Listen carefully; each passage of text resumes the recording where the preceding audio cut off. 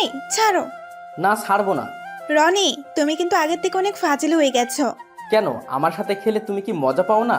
আমি তা বলি নাই, তোমার সাথে খেলতে অনেক ভালো লাগে। আর রাসেলের সাথে একটুও ভালো লাগে না। ওর সাথে খেলতে গেলে মজা পাই না।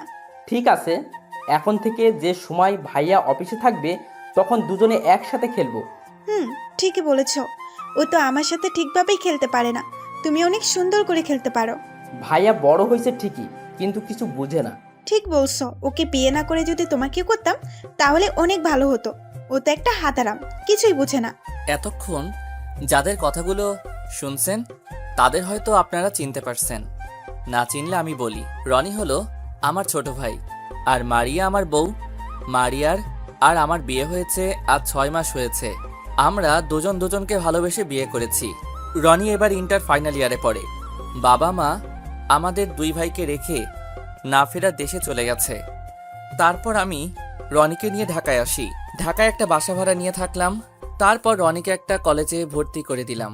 আমি একটা অফিসে চাকরি নিলাম। তারপর থেকে আমরা দুই ভাই সুন্দরভাবে জীবন যাপন করতে লাগলাম।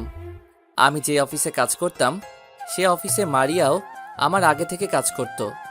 মারিয়ার সাথে কথা বলতে বলতে আমি তাকে ভালোবেসে ফেলেছি। তারপর একদিন তাকে বলে দিলাম, সেও রাজি হয়ে গেছে।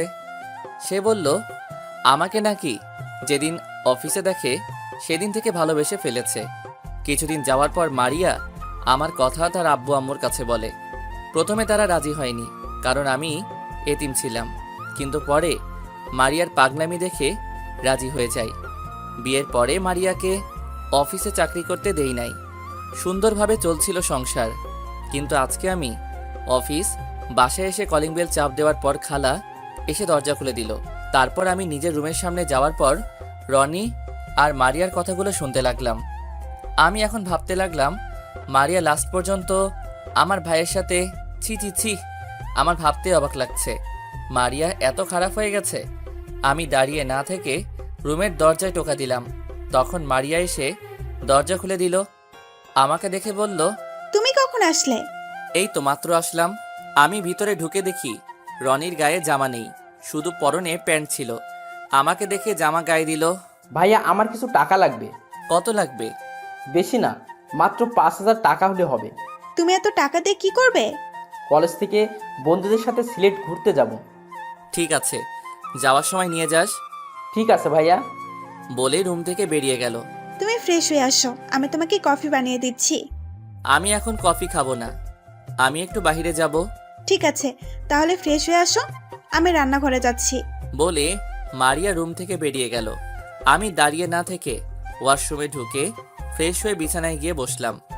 বিছানার দিকে তাকিয়ে দেখি সবকিছু এলোমেলো হয়ে আছে। আমি মারিয়াকে অনেক বিশ্বাস করতাম, কিন্তু আজকে নিজের কানে যেগুলো শুনলাম এরপর থেকে ওর প্রতি বিশ্বাস উঠে গেছে। আমি কি এমন দোষ করছিলাম যার জন্য তুমি আমার সাথে এত বড় প্রতারণা করলে? আমি আর কোনো কিছু চিন্তা না করে বাহিরে চলে আসলাম। বাহিরে কিছুক্ষণ ঘোরাঘুরি করে বাসায় চলে আসলাম। বাসায় এসে কলিং বেল চাপ দেওয়ার পর মারিয়া এসে দরজা খুলে দিল। এতক্ষণ কোথায় ছিলে তুমি? অনেকদিন পর বন্ধুদের সাথে একটু দেখা করতে গেছি, তাই আসতে একটু লেট হয়ে গেছে। যাও ফ্রেশ হয়ে আসো, আমি টেবিলে খাবার দিচ্ছি। রনি কোথায়? ও খাবে না? ও বলেছে তুমি আসলে একসাথে খাবে। ঠিক আছে, আমি ফ্রেশ হয়ে আসছি, তুমি রনিকে ডেকে নিয়ে আসো। বলে রুমে এসে ফ্রেশ হয়ে খাবার টেবিলের সামনে চলে গেলাম। তারপর তিনজনে খাবার খেয়ে রুমে চলে আসলাম। রনি তার রুমে চলে গেল। আমি রুমে এসে বিছানায় শুয়ে মোবাইল টিপতে লাগলাম। এখন ভাবছি কি করব। আমি কি তাদের ছেড়ে চলে যাব? আমি চলে গেলে রনির কি হবে? ওর তো এখনো পড়ালেখা শেষ হয় নাই। কিছুক্ষণ পর মারিয়া রুমে এসে দরজা বন্ধ করে আমার পাশে শুয়ে পড়ল আর আমাকে পিছন থেকে জড়িয়ে ধরল। আচ্ছা মারিয়া, তুমি আমাকে কতটুকু ভালোবাসো? আমি তোমাকে অনেক বেশি ভালোবাসি। আর হঠাৎ এই কথা বললে কেন? আচ্ছা, তোমাকে একটা কথা বলি, যদি কোনো মেয়ে স্বামী রেখে অন্য লোকের সাথে পরকীয়া করে তখন সে মেয়েকে কি করা উচিত? আমার জানা মতে ওই মেয়েকে ছেড়ে দেওয়া উচিত। কারণ যে মেয়ে স্বামী রেখে অন্য ছেলের সাথে এসব করে তারা কখনো ভালো হতে পারে না।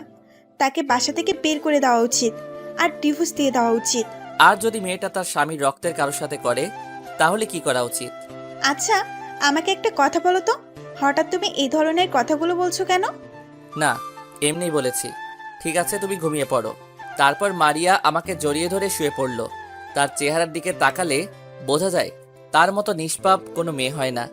আর রনির কথা কি বলবো, নিজের আপন ভাই হয়ে ওর ভাবির সাথে এরকম জঘন্য কাজ কিভাবে করতে পারলো। আর কোনো কিছু চিন্তা না করে ঘুমিয়ে পড়লাম। আজ 7 দিন পর অফিস থেকে বিকালে ছুটির পর আমি কোর্টে চলে গেলাম। তারপর ডিভোর্স পেপারটা নিয়ে বাসায় চলে আসলাম। আমি সব দিক দিয়ে চিন্তা করে দেখলাম মারিয়াকে আমি ডিভোর্স দিব। এই 7 দিনে আরও 2-3 বার এরকম দেখছি রনি মারিয়ার রুমে। তাদের কথা শুনে বুঝতে পারলাম তাদের মধ্যে কিছু একটা চলছে। তাই এই সিদ্ধান্ত নিতে বাধ্য হলাম। রাতে খাবার খেয়ে রুমে এসে বিছানায় শুয়ে পড়লাম। কিছুক্ষণ পর মারিয়া রুমে আসলো, এসে আমাকে জড়িয়ে ধরে শুয়ে পড়ল। মধ্যরাতে যখন মারিয়া ঘুমে বিভোর হয়ে আছে, তখন আমি বিছানা থেকে উঠে কাগজ নিয়ে 2টা চিঠি লিখলাম, একটা মারিয়ার জন্য আর একটা রনির জন্য। তাহলে শুনুন। প্রিয় মারিয়া, তোমার মতো মেয়েকে প্রিয় বলা মানায় না, তারপরেও বললাম, কারণ আমি তোমাকে অনেক বিশ্বাস করে ভালোবেসেছি। কিন্তু তুমি সেই বিশ্বাস রাখতে পারো নাই। শেষ পর্যন্ত কিনা তুমি আমার ছোট ভাইয়ের সাথে। ছি ছি ছি, আমার ভাবতেও অবাক লাগে। তোমার মতো একটা খারাপ মেয়েকে ভালোবেসে বিয়ে করেছি। তুমি রনির সাথে কি কি করেছো আমি জানি, তাই তোমাকে ডিভোর্স দিতে বাধ্য হলাম। আমি সই করে দিচ্ছি, তুমিও সইটা করে দিও আর রনিকে বিয়ে করে নিও। আমার মতো ওর সাথে প্রতারণা করো না। এখন তুমি ছাড়া ওর কেউ নেই। দোয়া করি তোমরা দুজনে সুখী থাকো। ইতি, তোমার হতভাগা স্বামী। এই ছিল মারিয়ার জন্য চিঠি, আর রনির জন্য একটা লিখেছি। তাহলে শুনুন। প্রিয় ছোট ভাই আমার, আমি ভাবতে পারি নাই তুই আমার সাথে এরকম করবি। তুই লাস্ট পর্যন্ত তোর ভাবির সাথে। ছি ছি ছি, তোকে আমি কখনো মা বাবার বুঝতে দেই নাই। আর সে কিনা তুই। থাক আর বললাম না। আমি তোর মারিয়াকে ডিভোর্স দিয়ে দিচ্ছি। তুই ওকে বিয়ে করে সুখে থাকিস। আমি অনেক দূরে চলে যাচ্ছি, আমাকে খুঁজেও লাভ হবে না, আমাকে খুঁজে পাবি না। আমার দোয়া সব সময় তোর জন্য থাকবে। ভালো থাকিস। ইতি, তোর হতভাগা ভাই। এই ছিল রনির চিঠি। চিঠি দুটো লিখতে কখন যে চোখ থেকে 2 ফোঁটা পানি পড়ে গেল। ঘড়ির দিকে তাকিয়ে দেখি ভোর 5টা বাজে। তারপর ব্যাগটা গুছিয়ে মারিয়ার বালিশের উপর চিঠি এবং ডিভোর্স পেপার রেখে মারিয়ার দিকে কিছুক্ষণ তাকিয়ে রুম থেকে বেরিয়ে রনির রুমে আসলাম। রনির পড়ার টেবিলের উপর চিঠিটা রেখে রনির কপালে একটা চুমু দিয়ে বাসা থেকে বেরিয়ে আসলাম। তারপর রাস্তায় দিয়ে হেঁটে হেঁটে বাস কাউন্টারে চলে আসলাম। আমার বাসা থেকে বাস কাউন্টার কাছে, আসতে 10 মিনিট লাগে। তারপর একটা টিকিট কেটে বাসে গিয়ে বসলাম। বাস ছাড়বে 5টা 30 মিনিটে। এবার আপনাদের বলি, আমি এখন যশোর যাব, কারণ আমি বসকে বলে তার যশোর যে কোম্পানি আছে সেখানে বদলি হয়েছি। আমি ঢাকা থাকলে তাদের কথা মনে পড়বে। মারিয়ার থেকে আমার ছোট ভাইটার কথা বেশি মনে পড়ছে। কি করব বলুন, আমি তাদের সুখের জন্য দূরে চলে যাচ্ছি। আমি চাই তারা আমাকে ছাড়া সুখী থাকুক। প্রায় 5 ঘন্টা পর যশোর এসে পৌঁছে গেলাম। অফিস থেকে বাস কাউন্টারে আমার জন্য গাড়ি পাঠিয়েছে। তারপর গাড়ি করে অফিস থেকে দেওয়া বাসায় পৌঁছে গেলাম। আজ 5 বছর পর এখন আমি অন্য একটা অফিসে কাজ করি। আগের অফিসে ব্যবসা খারাপ হওয়ার কারণে বস সবকিছু বিক্রি করে বাহিরে চলে যায়। এরপর আমি অন্য একটা অফিসে চাকরি করি। এই অফিসের বস ঢাকায় তার যে কোম্পানি আছে সেগুলো দেখাশোনা করে। আমি যশোরে তার এই অফিস দেখাশোনা করি, কারণ বস আমাকে আগে থেকে চিনে। ওনার সাথে ঢাকায় পরিচয়। এখানে বসের যে কাজ সেগুলো আমি করি। বলতে গেলে এই অফিসটা আমি চালাই। এখন আর মারিয়া এবং ছোট ভাই রনির কথা তেমন মনে পড়ে না, কারণ সারাদিন কাজে বিজি থাকি। শুধু রাতে ঘুমাতে গেলে একটু মনে পড়ে। গতকাল অফিসে একটা নতুন ম্যানেজার আসবে, কারণ আমার অফিসের ম্যানেজার 7 দিন আগে মারা যায়। গতকাল বস আমাকে ফোন দিয়ে বলল অফিসের জন্য নতুন ম্যানেজার আসবে, আমি যেন তার সব কাজ বুঝিয়ে দেই। এই নতুন ম্যানেজার নাকি বসের বন্ধু দিয়েছে। তো যাই হোক, সকালে ঘুম থেকে উঠে ফ্রেশ হয়ে নাস্তা করে বাহিরে এসে গাড়ি নিয়ে অফিসে যেতে লাগলাম। আমার বাসায় একজন কাজের মেয়ে রাখছি, সে আমার সব কাজ করে দেয়। অফিসে আসার পর সবাই আমাকে দেখে দাঁড়িয়ে সালাম দিল। আমি সালাম নিয়ে তাদেরকে বসতে বললাম। নিজের কেবিনে এসে চেয়ারে বসে অফিসের কিছু ফাইল দেখতে লাগলাম। হঠাৎ একটা মেয়ে দরজায় দাঁড়িয়ে বলল, ভিতরে আসতে পারি? জি আসুন। মেয়েটা ভিতরে এসে টেবিলের সামনে দাঁড়িয়ে বলল, আমি ঢাকা থেকে এসেছি, আমাকে রফিক স্যার পাঠিয়েছে। ঠিক আছে, বসুন। আর আপনার সার্টিফিকেটগুলো দেন। এই যে নিন। যেই না আমি মাথা উঁচু করে মেয়ের দিকে কাগজগুলো নিতে যাব, তখন মেয়েটাকে দেখে আমি মোটেও প্রস্তুত ছিলাম না। ঠিকই ধরেছেন মারিয়া, কিন্তু ও এখানে কিভাবে আসলো? তার মানে বস মারিয়াকে এই অফিসে ম্যানেজারের দায়িত্ব পালন করতে পাঠিয়েছে। মারিয়া হয়তো বিশ্বাস করতে পারছে না আমি এই অফিসে কাজ করি। মারিয়া আমাকে দেখে বলল, রাসেল, তুমি এখানে? তোমাকে আমি কত জায়গায় খুঁজেছি কিন্তু কোথাও পাইনি। হ্যালো, এটা অফিস, আর আপনি আমার নাম ধরে ডাকছেন কেন? এখানে আমি আপনার বস, সো স্যার বলে ডাকবেন। মারিয়া হয়তো আমার কাছ থেকে এরকম কথা আশা করে নাই। মারিয়া মাথা নিচু করে কান্না করতে আসে। তোর মতো মেয়েকে আমি কখনো ক্ষমা করব না। শুধু ছোট ভাইয়ের জন্য কিছু না বলে চলে এসেছি, তা না হলে বাসা থেকে ঘাড় ধাক্কা দিয়ে বের করে দিতাম। এই 5টা বছরে মারিয়ার চেহারা অনেক পরিবর্তন হয়ে গেছে। কেমন যেন চেহারাটা আগের থেকে খারাপ হয়ে গেছে, আগের থেকে শুকিয়ে গেছে। হয়তো রনিকে বিয়ে করে সুখে নেই, আর এত বছরে হয়তো ছেলে সন্তান হয়ে গেছে। আমার সাথে চলুন, আপনার কাজগুলো বুঝিয়ে দিচ্ছি। মারিয়া কোনো কথা না বলে আমার পিছনে আসতে লাগলো। আমি আগে সবার সাথে পরিচয় করিয়ে দিলাম, তারপর মারিয়ার কেবিনে গিয়ে তাকে কাজ বুঝিয়ে দিয়ে নিজের কেবিনে চলে আসলাম। নিজের কেবিনে বসে ল্যাপটপে কাজ করতে লাগলাম। হঠাৎ রিয়া দরজার সামনে দাঁড়িয়ে বলল, আসতে পারি স্যার? আসো। স্যার, এই ফাইলটায় একটা সই লাগবে। ঠিক আছে, দাও। রিয়ার ফাইলটা সই করে দিলাম। রিয়া কেবিন থেকে চলে গেল। এখন আমি ভাবতে লাগলাম, রনি কোথায় আছে, কি করে? ওর চেহারা দেখি না। আজ 5 বছর হয়েছে। দুনিয়ায় আমি ছাড়া তার আপন কেউ নেই। মারিয়াকে কি জিজ্ঞেস করব? না না, ওকে বলা যাবে না। এত বছর যখন ভুলে থাকতে পারছি, এখনো পারবো। কি না করেছি তাদের জন্য, তার প্রতিদান এইভাবে দিল। রনির কথা মনে পড়তো না যদি মারিয়াকে না দেখতাম। হয়তো তারা এখন বিয়ে করে সুখে আছে। থাকুক তারা সুখে, আমি তো ডিভোর্স দিয়ে চলে এসেছি। এসব কথা ভাবতে ভাবতে দুপুরের খাবারের টাইম হয়ে গেছে। কেবিন থেকে বেরিয়ে আসতেই মারিয়ার কেবিনের দিকে তাকালাম। দেখি মাথা নিচু করে বসে আছে, হয়তো কান্না করছে। কান্না করলে আমার কি, তারপরেও কেমন যেন খারাপ লাগছে তাকে দেখে। তাই দাঁড়িয়ে না থেকে তার কেবিনের দরজায় দাঁড়িয়ে বললাম, ভিতরে আসতে পারি? আরে স্যার, আসুন। আমার কেবিনে আসতে অনুমতি লাগবে না। আমি ভিতরে ঢুকে দেখি মারিয়ার চোখ লাল হয়ে আছে, হয়তো অনেক কান্না করছে। আমি তার সামনে গিয়ে বললাম, আপনি খাবার খাবেন না? সবাই তো খাবার খেতে চলে গেছে। আমার খিদে নাই। আপনি তো খাবার না খেলে অসুস্থ হয়ে যাবেন। আমি জানি মারিয়া ঠিক টাইমে খাবার না খেলে অসুস্থ হয়ে যায়, তাই বললাম। আমার কিছুই হবে না, আপনি গিয়ে খেয়ে আসুন। আমি আর কোনো কথা না বলে কেবিন থেকে বেরিয়ে এসে ক্যান্টিনে এসে খাবার খেয়ে মারিয়ার জন্য 1 প্যাকেট বিরিয়ানি নিয়ে গেলাম। ভিতরে ঢুকে দেখি মারিয়া মাথা নিচু করে বসে আছে। নিন, খাবারটা খেয়ে নিন। আর এটা অফিস, ঘুমানোর জায়গা না। আমি গেলাম, আমার হাতে কাজ আছে। আমি বলছি খাবো না, আপনি খাবার নিয়ে যান। খাবার খাবেন না ফেলে দিবেন সেটা আপনার ব্যাপার। আমি গেলাম বলে মারিয়ার কেবিন থেকে বেরিয়ে এসে নিজের কেবিনে চলে আসলাম। চেয়ারে বসে কাজ করতে লাগলাম। হঠাৎ ফোনটা বেজে উঠল। তাকিয়ে দেখি বস ফোন দিছে। আসসালামু আলাইকুম স্যার, কেমন আছেন? ওয়ালাইকুম আসসালাম, ভালো আছি। তুমি কেমন আছো রাসেল? জি স্যার, আলহামদুলিল্লাহ ভালো আছি। তোমাকে যে কারণে ফোন দিয়েছি, মারিয়াকে এখন থেকে তোমার সাথে করে অফিসে নিয়ে যাবে এবং বাসায় নিয়ে আসবে। আর তুমি যে ফ্ল্যাটে থাকো তার পাশে যে ফ্ল্যাটটা খালি আছে সেখানে মারিয়াকে থাকার ব্যবস্থা করে দিবে। ঠিক আছে স্যার।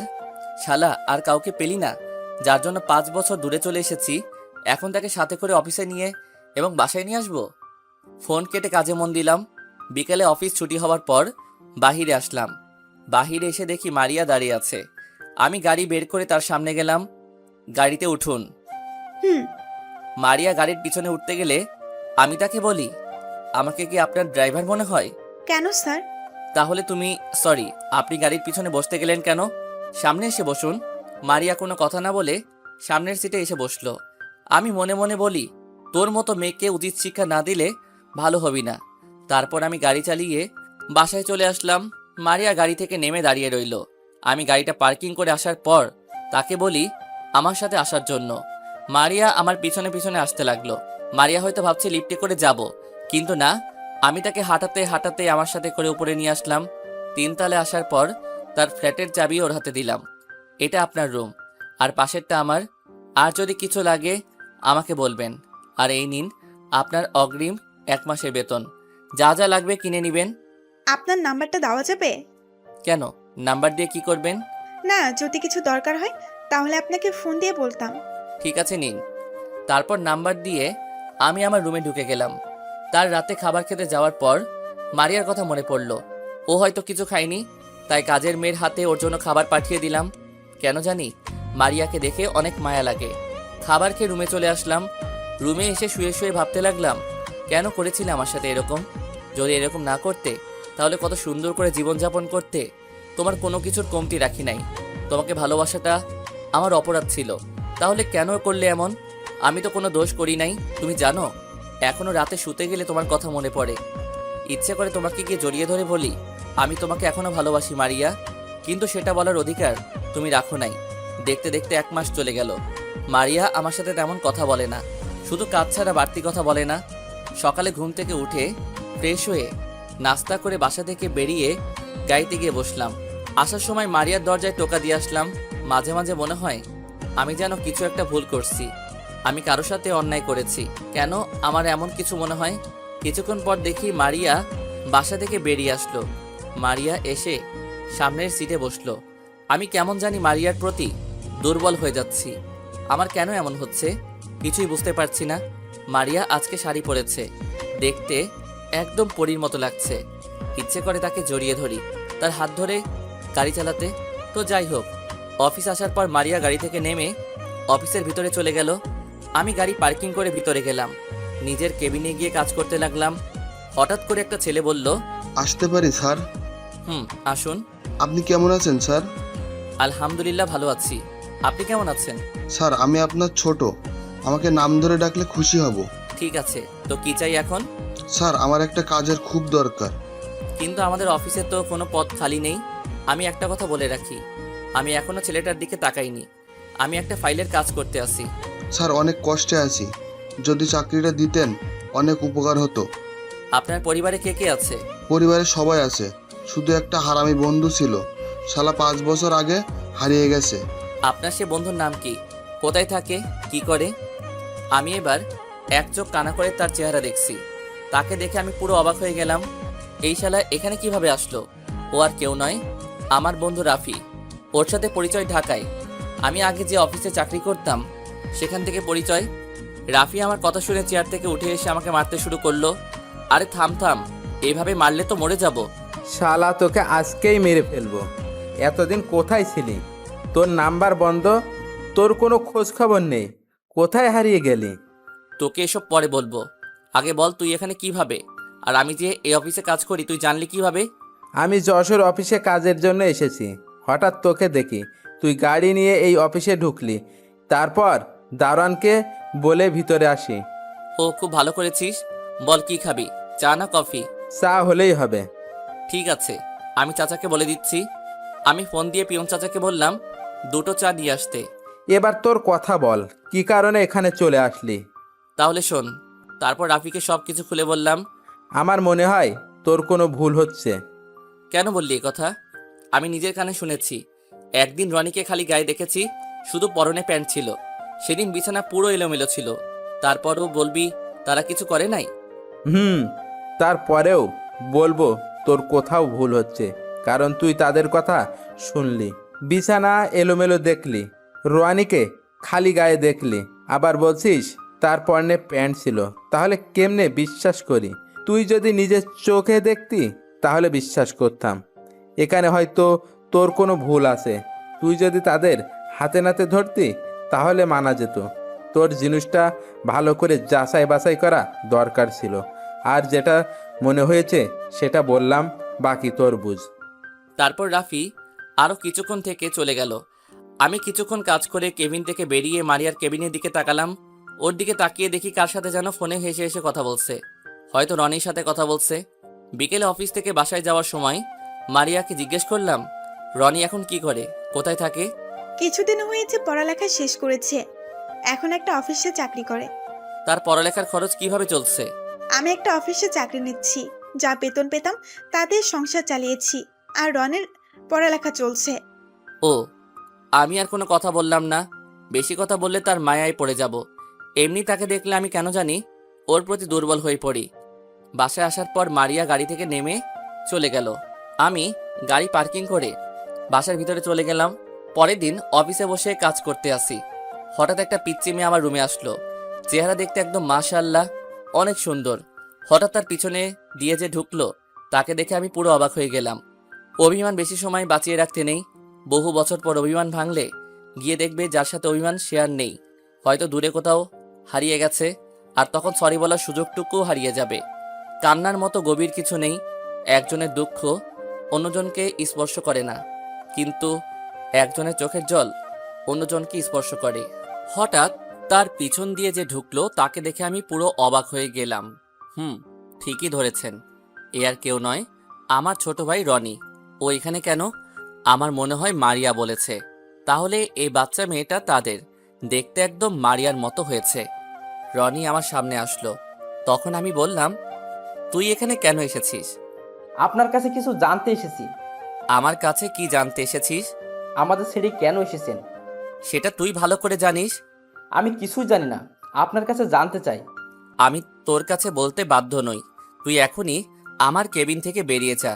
আর কারো কেবিনে ঢুকতে অনুমতি লাগে, সেটা মনে হয় তোর জানা নেই।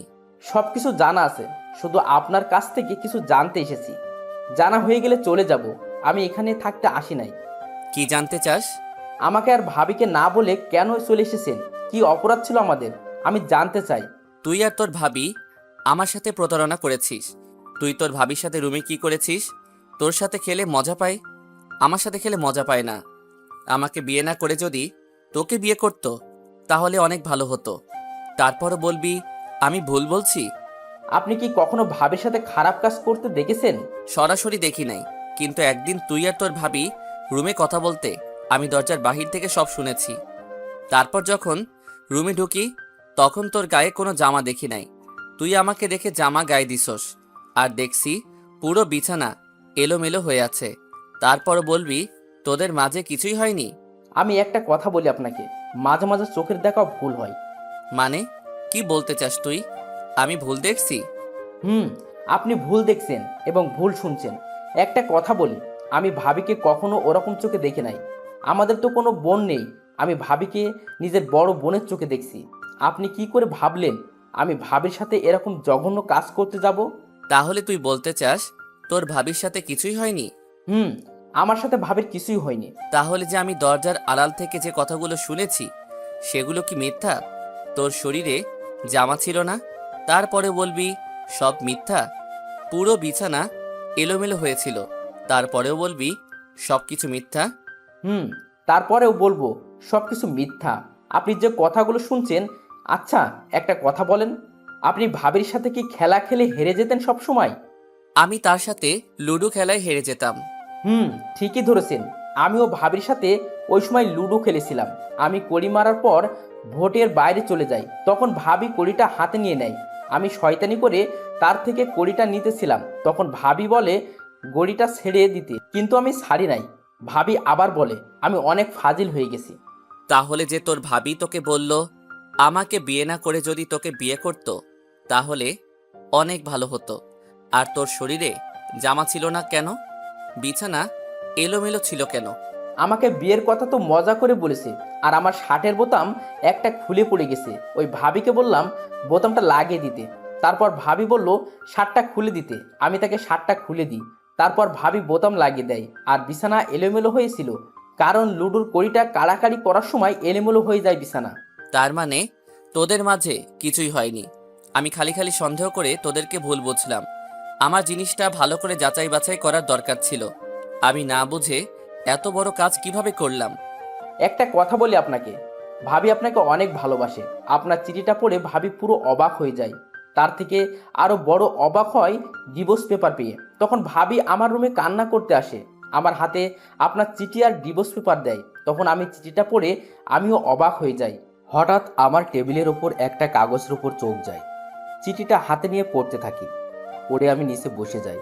তারপর ভাবি আর আমি অনেক কান্না করি, আপনাকে অনেক খোঁজাখুঁজি করি, কিন্তু কোথাও পাইনি।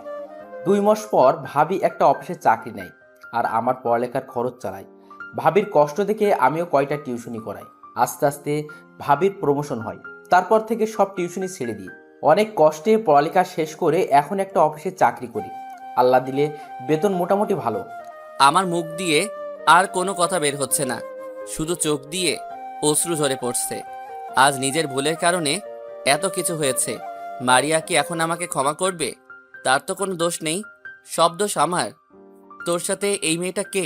এ হচ্ছে তোমার মেয়ে রাইসা। তুমি বাসা থেকে চলে আসার 2 মাসের মাথায় হঠাৎ ভাবি মাথা ঘুরে পড়ে যায়। তখন ভাবিকে হাসপাতালে নিয়ে যায়। ডাক্তার বলল ভাবি নাকি মা হতে চলেছেন। তখন অনেক খুশি হয়েছি, কিন্তু তোমার কথা মনে পড়তেই মনটা খারাপ হয়ে গেল। আমি আর কোনো কথা না বলে রাইসাকে কোলে নিয়ে পুরো মুখে চুমু দিতে লাগলাম। তারপর রাইসাকে কোল থেকে নামিয়ে দিয়ে রনির কাছে গেলাম। যখনই রনির পা ধরতে যাব তখন রনি আমাকে ধরে ফেলে। এটা আপনি কি করছেন? আমি অনেক বড় ভুল করে ফেলেছি, তুই আমাকে ক্ষমা করে দে। আমি না বুঝে তোদের ভুল বুঝেছি, আমি আর কখনো এমন ভুল করব না, আমাকে ক্ষমা করে দে। আমি তোমাকে ক্ষমা করে দিছি। তুমি যখন নিজের ভুল বুঝতে পেরেছো এটাই অনেক। আর বড় ভাই কি কখনো ছোট ভাইয়ের পা ধরে ক্ষমা চাইতে পারে? তোমাকে ফিরে পেয়েছি, এটাই অনেক। এখন মারিয়া কি আমাকে ক্ষমা করবে আমি যে ভুল করেছি? শোনো ভাইয়া, ভাবি এই 5টি বছর অনেক কষ্টে কাটিয়েছে। শুধু তোমার অপেক্ষা এখনো পড়ে আছে। তুমি ভাবির কাছে ক্ষমা চেয়ে নাও, দেখবে ভাবি তোমাকে ক্ষমা করে দিবে। ঠিক আছে, আমি এখনই যাচ্ছি। ঠিক আছে, তাহলে আমি চলে যাই। আগামীকাল অফিস আছে, একদিনের ছুটি নিয়ে এসেছি। ভাবি এতদিন তোমার কথা বলে নাই, হঠাৎ গতকাল বলেছে, তাই অফিস থেকে ছুটি নিয়ে রাইসাকে সাথে করে নিয়ে এসেছি। আমি চলে যাই। ভাবি তোমাকে ক্ষমা করে দিলে ঢাকায় চলে এসো। তুই তো কিছুই খেলি না। আজকে এমনি খুশিতে সব খিদে চলে গেছে। তুমি ভাবিকে আপন করে নিয়ে আসো, তখন তো একসাথে খাবো। আর কোনো কথা না বলে রনি কেবিন থেকে বেরিয়ে গেল। আমি রাইসাকে কোলে নিয়ে কপালে চুমু দিয়ে মারিয়ার কেবিনে গেলাম। কেবিনে ঢুকে দেখি মারিয়া কার সাথে যেন মোবাইলে হেসে হেসে কথা বলছে। আমাকে ঢুকতে দেখে ফোন কেটে দিল। আর আমার কোলে রাইসাকে দেখে চেয়ার থেকে উঠে এসে আমার কোল থেকে নিয়ে গেল। আমি সাথে সাথে মারিয়ার পা জড়িয়ে ধরে বলতে লাগলাম, তুমি আমাকে ক্ষমা করে দাও। আমি বুঝতে পারি নাই, আমি না দেখে তোমার সাথে অনেক বড় অন্যায় করেছি। প্লিজ তুমি আমাকে ক্ষমা করে দাও। আমি কথা দিচ্ছি আর কখনো এমন করব না। তুমি আমাকে আরেকটি সুযোগ দাও, আমি তোমাকে ছেড়ে কখনো যাব না। স্যার, এটা আপনি কি করছেন? আমার মতো খারাপ মেয়ে হয় না। আমি একটা প্রতারক, ধোঁকাবাজ, যে নিজের দেবরের সাথে খারাপ কাজ করতে পারি। সে মেয়ের কাছে কেন ক্ষমা চাইছেন? আমি বুঝতে পারি নাই, আমার দরকার ছিল আগে জিনিসটা যাচাই বাছাই করার, কিন্তু আমি কিছুই না করে তোমাদেরকে সন্দেহ করছি।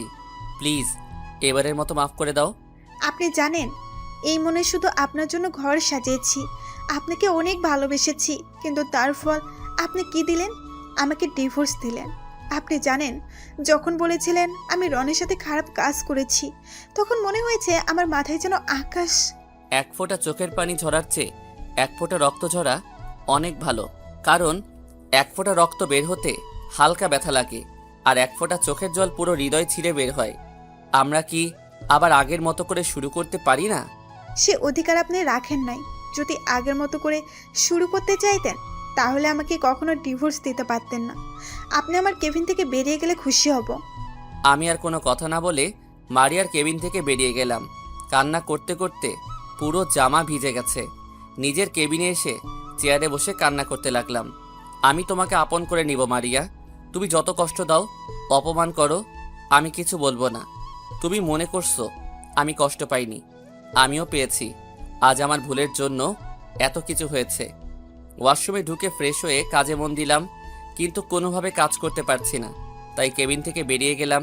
বাহির হওয়ার সময় মারিয়ার কেবিনের দিকে তাকিয়ে দেখি আবারও কার সাথে যেন হেসে হেসে কথা বলছে মোবাইলে। অফিস থেকে বাহিরে আসার সময় দেখি রাইসা একা একা খেলতে আছে। তখন আমি তার কাছে গেলাম। রাইসা মামুনি, আব্বুর কাছে এসো। তুমি আমার আব্বু না। তোমাকে কে বলছে আমি তোমার আব্বু না? আম্মু বলেছে। তোমার আম্মু মিথ্যা কথা বলেছে। তাহলে তুমি আমাদের সাথে ছিলে না কেন? আমি দেখেছি আম্মু প্রতিদিন রাতেই তোমার ছবি বুকে নিয়ে কান্না করে। তুমি আমার আম্মুকে অনেক কষ্ট দিয়েছো। আমি তোমাকে আব্বু বলে ডাকবই না কখনো। আমার ভুল হয়ে গেছে মামুনি, তোমার এই বাবাকে মাফ করে দাও। যদি আম্মু তোমাকে মাফ করে দেয় তাহলে আমিও তোমাকে মাফ করে দেব আর আব্বু বলেও ডাকবো। এই কথা বলে রাইসা মারিয়ার কেবিনে চলে গেল। এখন নিজেকে শেষ করে দিতে ইচ্ছে করছে। আজ আমার ভুলের জন্য আমার মেয়েও রাগ করে আছে। আল্লাহ, তুমি বলে দাও এখন আমি কি করব? নিজের মেয়ের মুখে বাবা ডাকটা শুনতে পেলাম না। আমি একজন পাপী। আজ আমার জন্য এত কিছু হয়েছে। আমি অফিস থেকে বাইরে এসে গাড়ি নিয়ে একটা পার্কে চলে গেলাম। একটা নিরিবিলি জায়গায় বসে চোখের পানি ফেলতে লাগলাম। মারিয়াকে অনেক কষ্ট দিয়েছি, তাই এখন আমার উপর অভিমান করে আছে।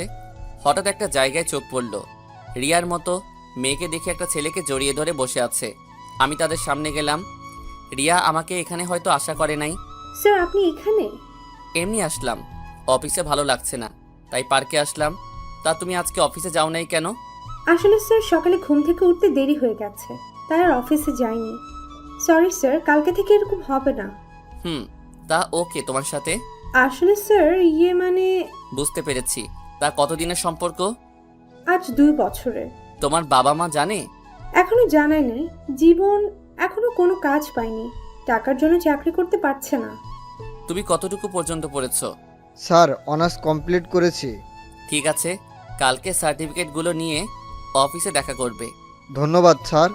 এখানে ধন্যবাদ দেওয়ার কিছু নেই, তোমার সমস্যার কারণে চাকরিটা দিতেছি। স্যার আপনি অনেক বড় উপকার করলেন। ঠিক আছে, তাহলে এখন যাই। কালকে ওকে নিয়ে অফিসে চলে আসবে। ঠিক আছে স্যার। আমি আর কোনো কথা না বলে পার্ক থেকে বেরিয়ে এসে গাড়ি নিয়ে সোজা অফিসে চলে গেলাম। খাওয়া দাওয়া কিছু ভালো লাগছে না। ভিতরে ঢুকে নিজের কেবিনে যাওয়ার সময় মারিয়ার কেবিনের দিকে তাকিয়ে দেখি রাইসাকে খাবার খাওয়াচ্ছে। বিকেলে অফিস শেষ করে বাহিরে এসে গাড়ি নিয়ে অপেক্ষা করতে লাগলাম মারিয়ার জন্য। কিছুক্ষণ পর দেখি মারিয়া রাইসাকে কোলে করে নিয়ে বেরিয়ে আসলো। কোনো কথা না বলে সামনের সিটে এসে বসে পড়ল। মারিয়ার দিকে তাকিয়ে দেখি চোখ দুটো লাল হয়ে আছে, হয়তো কান্না করেছে। আমি কোনো কথা না বলে গাড়ি চালাতে লাগলাম। মারিয়া কোনো কথা বলছে না। রাইসা মারিয়ার কোলে ঘুমিয়ে পড়েছে। রাস্তার পাশে দেখি ফুচকার দোকান। মারিয়া আবার ফুচকা খেতে পছন্দ করে, তাই মারিয়াকে বললাম, মারিয়া চলো ফুচকা খেয়ে আসি। আমি খাবো না, আপনার খেতে মন চাইলে গিয়ে খেয়ে আসেন। আমার মনটা খারাপ হয়ে গেল। আমি আবার গাড়ি চালাতে লাগলাম। কিছুক্ষণ পর বাসায় এসে পৌঁছে গেলাম। ভিতরে ঢুকে আমি গাড়ি পার্কিং করলাম। রাইসাকে আমার কোলে দাও। ধন্যবাদ আপনাকে, আমি তাকে কুলে নিয়ে যেতে পারবো। মারিয়া, এমন কথা বলো না, আমার অনেক কষ্ট হয়। রাইসা যেমন তোমার মেয়ে তেমন আমারও মেয়ে। প্লিজ তুমি তাকে আমার থেকে দূরে সরিয়ে রেখো না। মারিয়া কি যেন ভেবে আমার কোলে রাইসাকে দিল। তারপর লিফটের উপরে উঠলাম।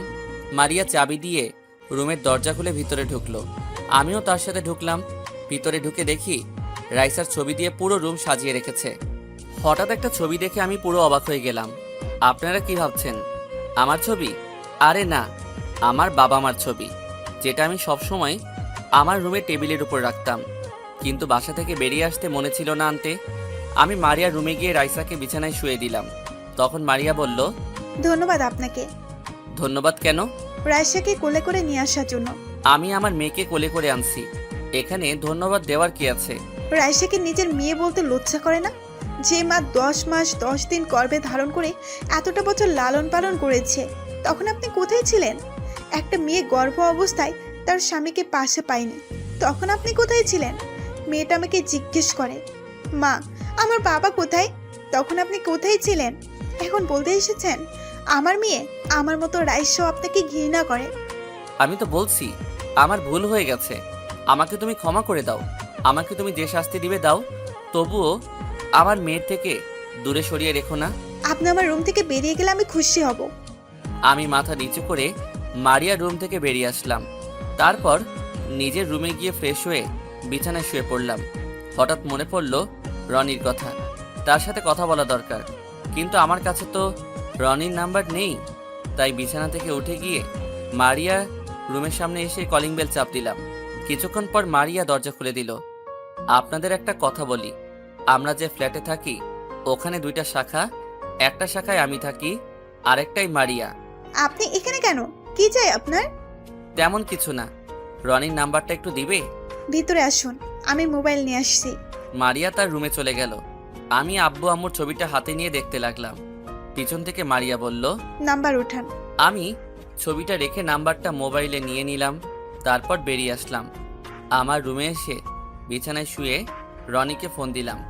হ্যালো, আসসালামু আলাইকুম। কে বলছেন? ওয়ালাইকুম আসসালাম, কেমন আছিস? আমি তোর ভাই বলছি, রাসেল।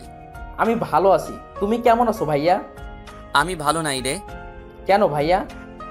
মারিয়া আমাকে ক্ষমা করছে না।